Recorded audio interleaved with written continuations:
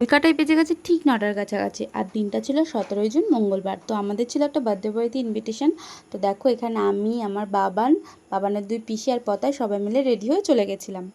তো তারপরে আমরা গিফট দিয়ে বসে পড়েছিলাম খেতে, আর খেতে বসে একটু ঢং করে ছবি না তুললে হয়। তো দেখো তারপরে তোমাদের দেখিয়ে দিলাম ছোট্ট সোনার ছবি, আর তার সাথে তার মেনু কার্ডের সিস্টেমটা বেশ সুন্দর না?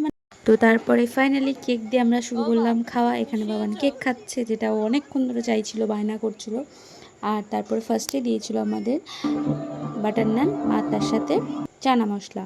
তারপরে দিয়ে দিয়েছিল ভাত, ডাল, লেবু, যা নর্মালি দেয়। তারপর একটা মাছটা মানে রান্নাগুলো সবই সুন্দর হয়েছিল। তারপরে মাছ দিয়ে একটু ডাল দিয়ে হালকা করে খেয়ে নিলাম। আর তারপরে দিয়েছিল ফ্রায়েড রাইস আর চিকেন কষা। টেস্টটা কিন্তু সেই ছিল, ফ্রায়েড রাইস আর চিকেন কষার কম্বোটা তো সেই। আর তার সাথে স্যালাডও ছিল। তারপর দিয়ে দিল চাটনি, পাঁপড়, যেটা আমরা খুব আনন্দ করে খেয়ে নিলাম। আইসক্রিমটা হাতে নিয়ে সরে এলাম আর অন্যকে খাওয়ার জায়গা করে দিলাম। তাহলে মানুষ কি করে, খাওয়ার আগে ফুচকা খায়, আর আমাদের খাওয়ার পরে ফুচকা খেতে ইচ্ছা করেছে, আর আমার মামি শাশুড়ি আমাকে এনেও দিয়েছে, আমি গপ করে খেয়ে নিলাম।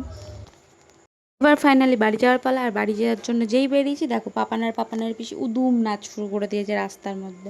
কি বলবো বলো তো এই দুটো পাগলকে।